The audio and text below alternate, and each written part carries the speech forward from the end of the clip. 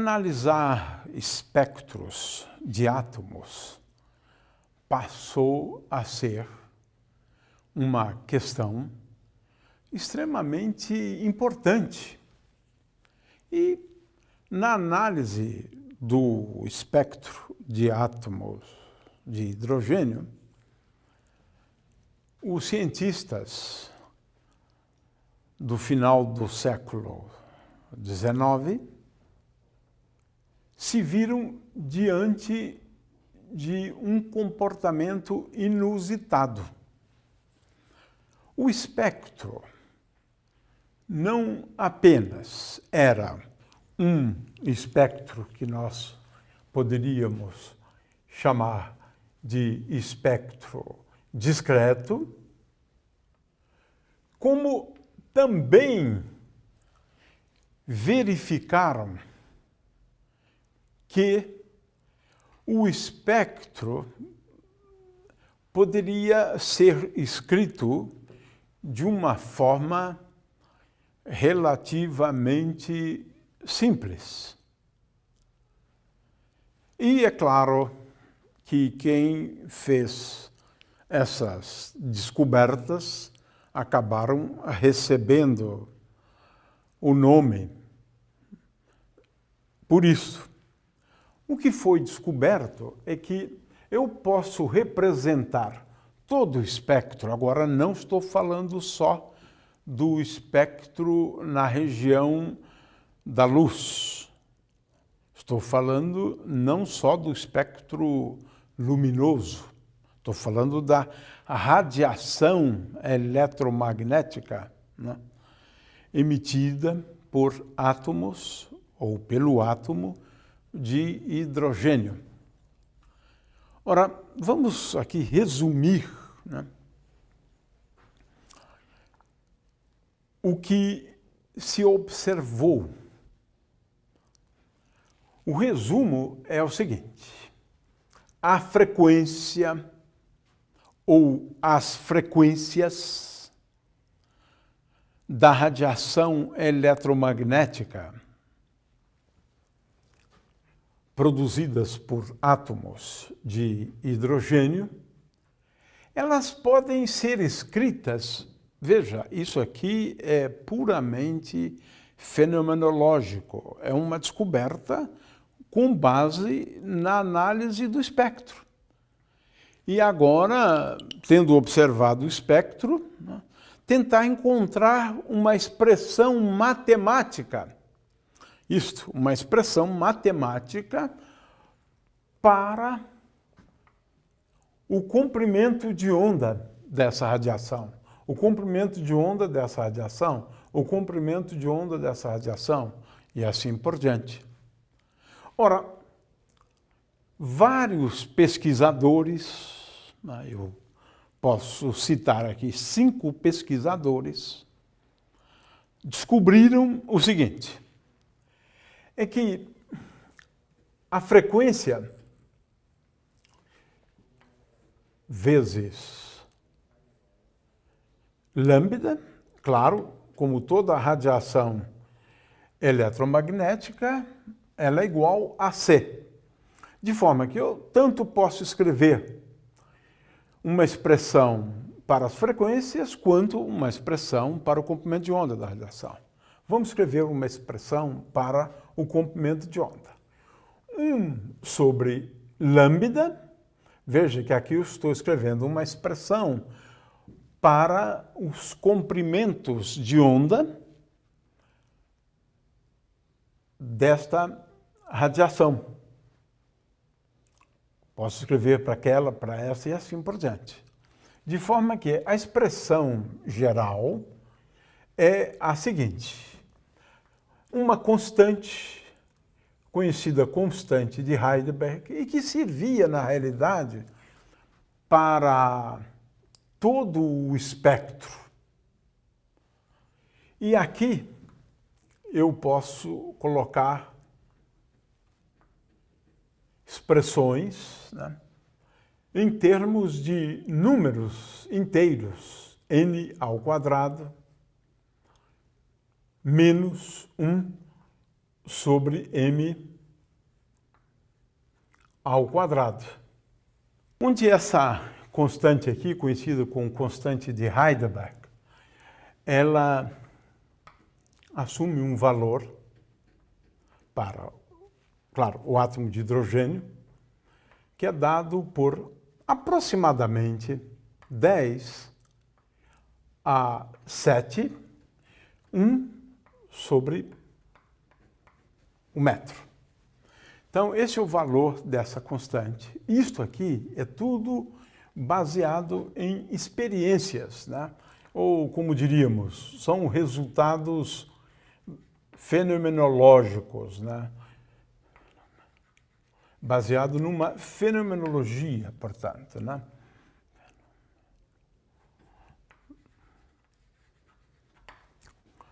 Muito bem. Então, resultados experimentais. Isso nos leva a escrever o espectro em termos de séries. A primeira série é a série de Lyman.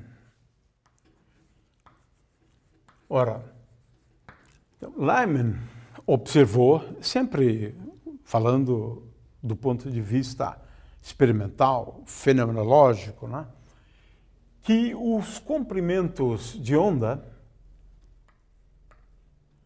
associados a uma parte do espectro podem ser escritos como 1 menos 1 sobre m ao quadrado vezes a constante de Heidelberg.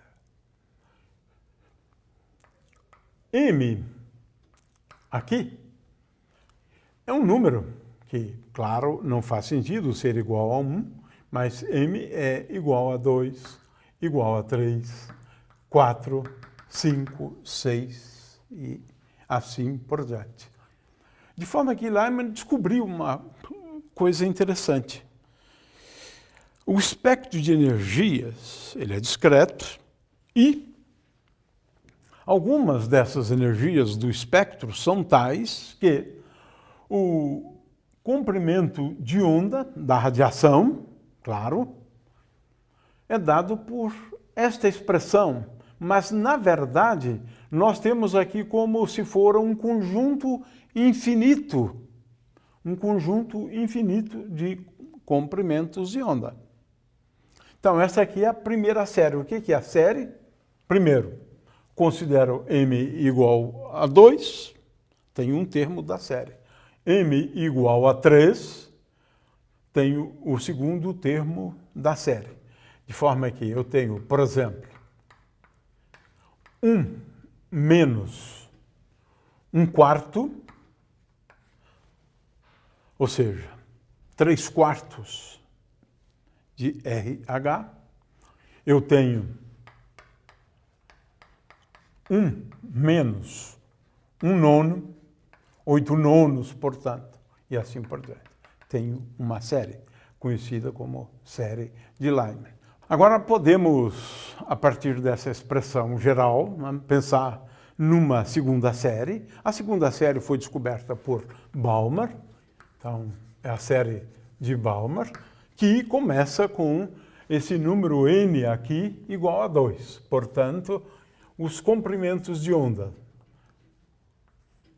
para a série de Balmer é igual a essa constante de Heidelberg, RH, vezes 1 sobre 2, agora, ao quadrado, né, menos 1 sobre m ao quadrado, onde agora não faz sentido m igual a 1, não faz sentido m igual a 2, né, de forma que o m começa com o valor m igual a 3, pode ser 4, 5, 6 e assim por diante.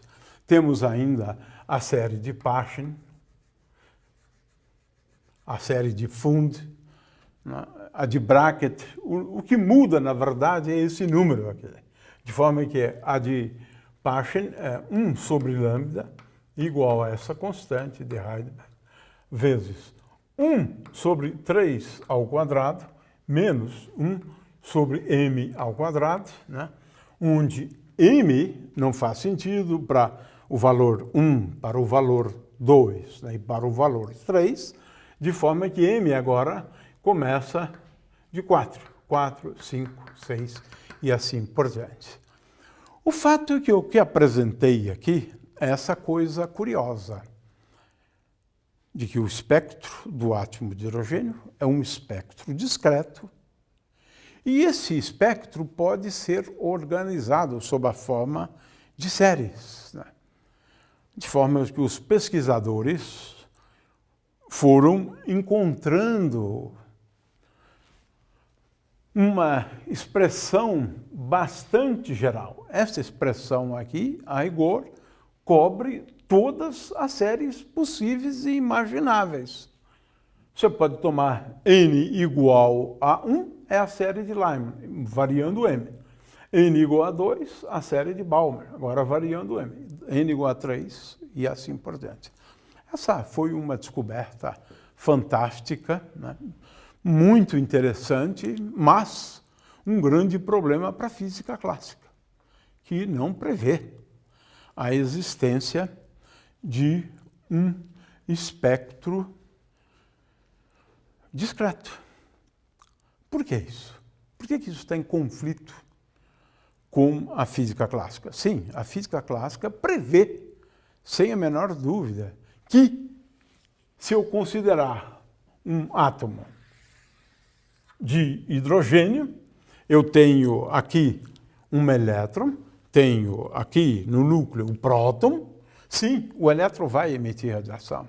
A teoria clássica prevê isso. Por quê? Estou falando aqui de uma partícula, né, numa trajetória circular. Consequentemente, esta partícula, de acordo com a teoria clássica, ela vai emitir radiação, sim. Mas essa radiação tem um espectro contínuo. Então, não há como explicar, à luz da teoria clássica, o espectro discreto do átomo de hidrogênio. Estamos, portanto, diante de um grande desafio, ou estavam os cientistas, né, no início do século XX, diante de um grande desafio. Qual é o desafio? O espectro discreto. Isso já é um desafio em si. Mas, agora tem algo mais. É explicar essas séries aqui. Por que esse espectro é discreto? Com umas frequências dadas por termos de séries. Eu tenho uma série para n igual a 1, uma outra série para n igual a 2, uma outra série para n igual a 3. De forma que o problema é muito grande. Por quê? A física clássica não dá conta de explicar, e eu tenho que explicar por que o espectro é discreto, e segundo, porque o espectro ele acaba recaindo em um conjunto de séries.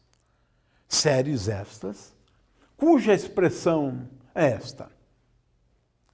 É isso o grande desafio para a física, isso especialmente no início agora do século XX.